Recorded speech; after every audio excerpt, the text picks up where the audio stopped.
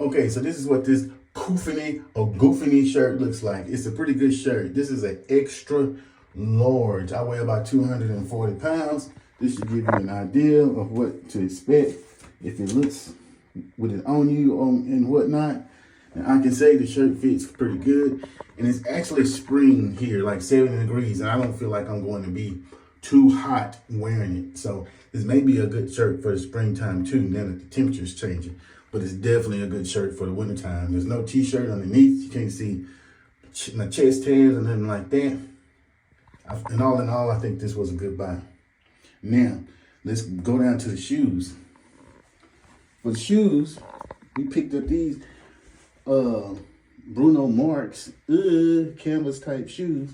When you're looking at these, they look amazing. They feel amazing. They do run a little bit large, I feel like, because these are a 10 and a half and I wear a 10 and a half. But they kind of feel like they are an 11. So they do run a little bit large, but they go well with jeans. And you can wear these with dress pants too. That's the beauty of it. That's the beauty of it. So, and they don't look cheap. They do not look cheap. Especially at night, they definitely won't.